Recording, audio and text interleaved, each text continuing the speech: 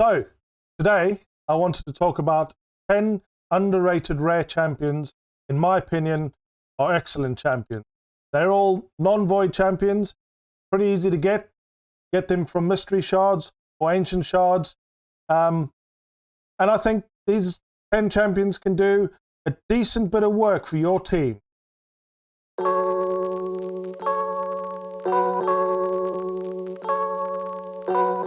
Hi guys, Beth here. Hope you're all doing well. Today I want to talk about 10 rare champions that are underrated. Ones you shouldn't automatically crunch into food. Ones I think can help you out in certain situations, especially if your team's lacking say a debuffer or a reflect damage champion. People that can fit in dragons, fire knights, especially help you out in faction wars. Maybe you're missing something in the arena. These 10 champions are ones I think that are very underrated in this game. And I'm not talking about the champions you get from campaign. Everyone knows about the Valerie, very good. Spirit Host, she's excellent. I'm not talking about these. These are well-known champions. War Maiden, obviously excellent. And I'm not going to talk about the Apothecary of the world, because everyone knows about Apothecary, how good he is and how useful he is. I want to talk about champions that people don't really know about, especially if you're new. They're good for early game, they're good for mid game. Some instances they're good for late game. And these are 10 I want to bring to your attention. So, firstly, I want to talk in the High Elves, heiress. Now, she can actually be farmed in the campaign. Not well thought of. She's not massively talked about. I think she's very useful. A1, attacks one enemy, grants an extra turn if the target is killed. Okay, that's fairly useful. On her A1, she hits okay. It's a 4.7. So she hits fairly hard. On her A2, she removes one random debuff from all allies and has a 60% chance of placing a 30% increased speed on all allies for 2 turns. This is useful. Debuffer, increased speed, very, very useful. And her passive is what I like. She counterattacks the attacker when an ally is attacked. For something like faction wars where your allies are getting attacked, she'll retaliate every time. She's very good in Fire Knight. No, she's not. she's actually pretty decent in the arena. Excuse me. Dragon, Ice Golem, and in a few situations against certain bosses in the Doom Tower.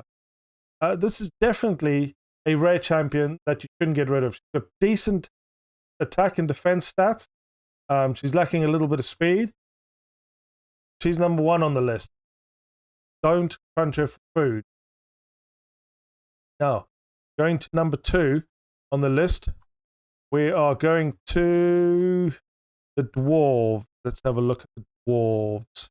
Now, Avia, or Ava, or however you want to say him, the Alchemade.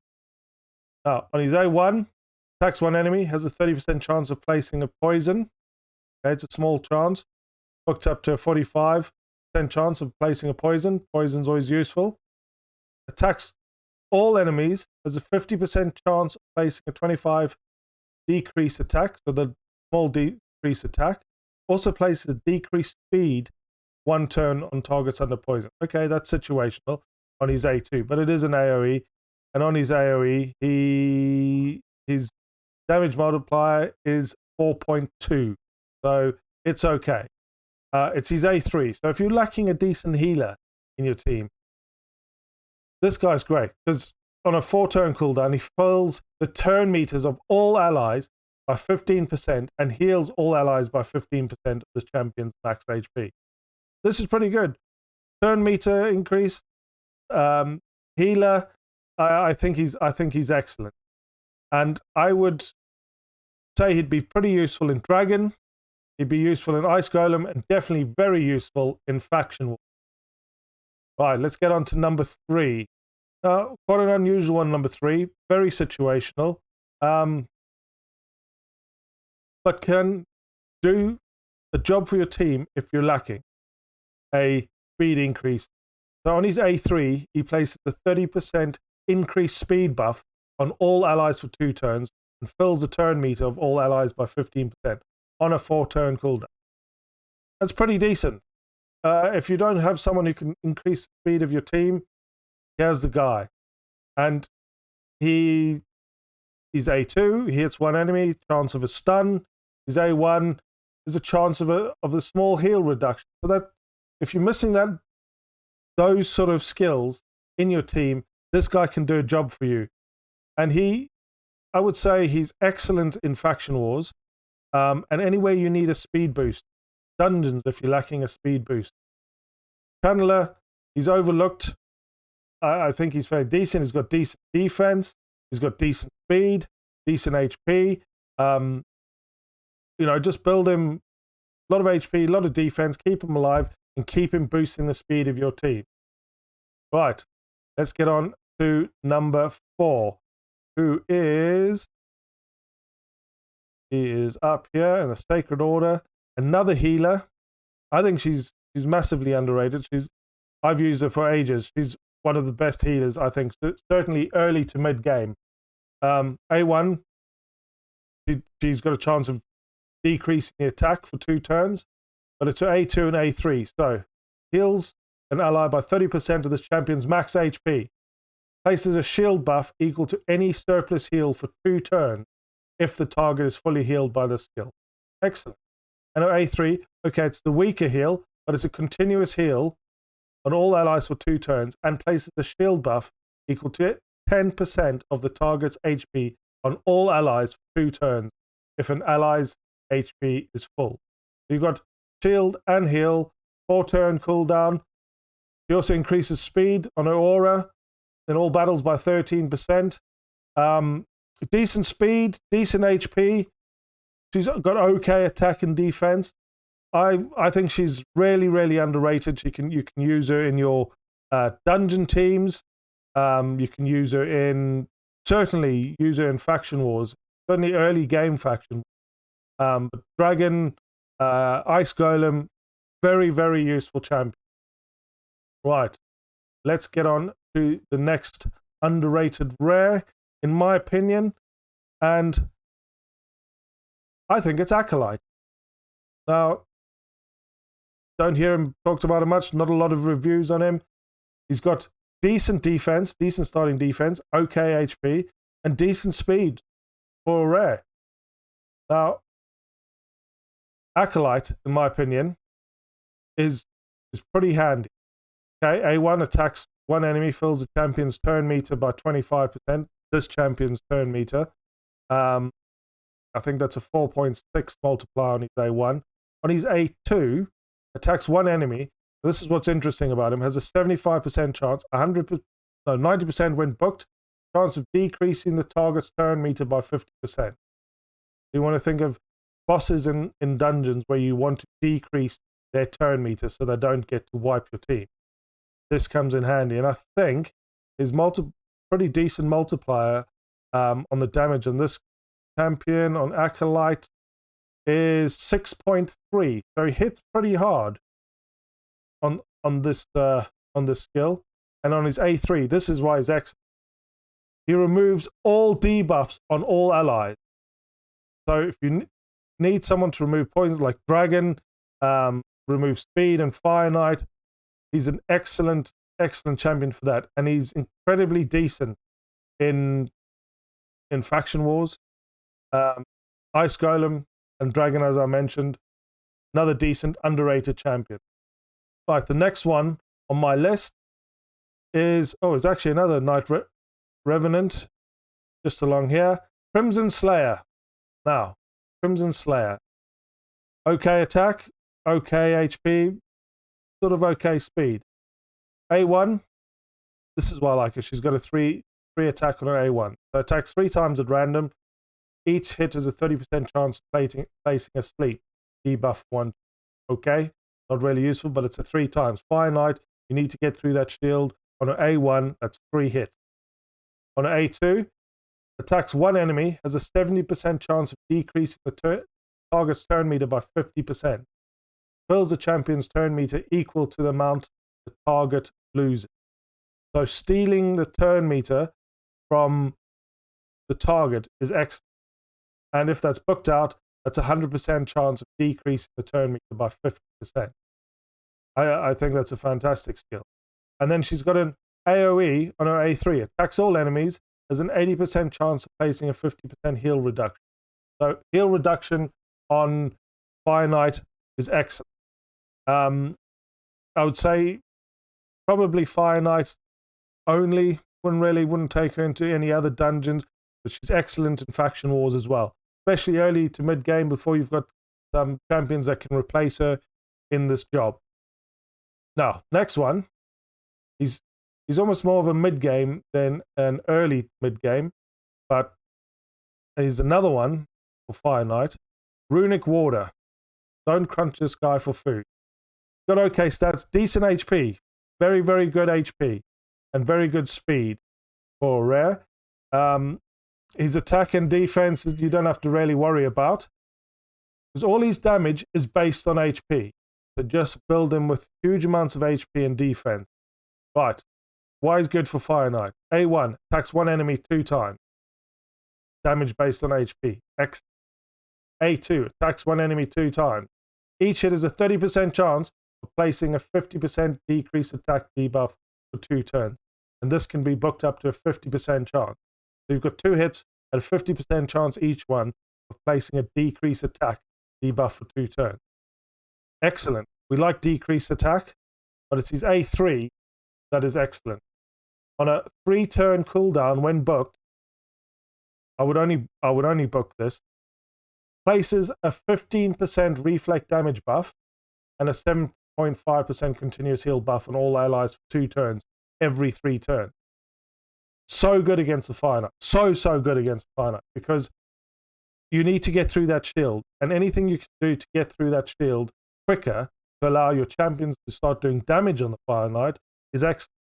Reflect damage does that, as well as okay, it's a small heal, but it's a continuous heal for 2 turns. That's every 3 turns. This guy's excellent. He's excellent in faction wars. He's excellent in Fire Knight, and he's actually pretty decent in clan boss. If you're missing that champion to keep you alive, put reflect damage on, increases the damage against the clan boss.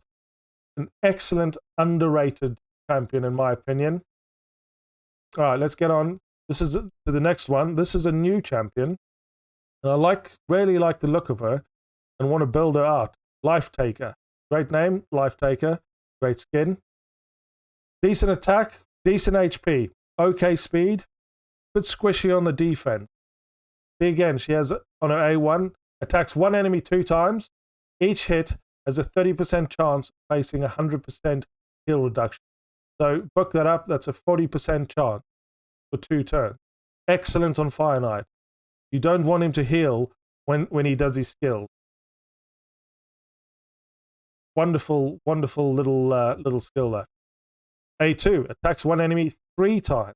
Each hit has a 50% chance of decreasing the target's turn meter by 10%. We like that. The third hit has a 50% chance of placing a 30% decreased speed debuff for 2 turns. Excellent. Want to slow them down? 3 hit, again, Fire Knight shield. 3 hit, decreasing the turn meter. Excellent. And on an A3, places a veil buff on this champion for 1 turn, and a reflect damage buff on this champion for 2 turns. Okay, that would be better if it was on all allies, but we'll take it on that. That's not what she's there for, but she can do a great job. And she, in my opinion, Fire Knight, she would be superb. She might be pretty useful in the Spider. Worth giving a go because of the A2, the decreased speed, the decreased the turn meter. You don't want the Spider going as little as possible, and the 100% heal reduction in Spider, I think, could work pretty well. And obviously, she's new. When they bring out the Shadowkin faction wars, you're going to need her in there. I think she's an underrated champion, although being very new. And the last one, I think she's underrated. You might know about her, might have seen other reviews on her. I think she's excellent. I think she's worth having in your team. Soul Bond Bowyer. I actually did some research. A bowyer comes from the old term of making bows. So someone who used to make bows and sell bows. I always want to know what a bowyer was. Now I do. Now you do. Anyway, A1. Get back to the proper content.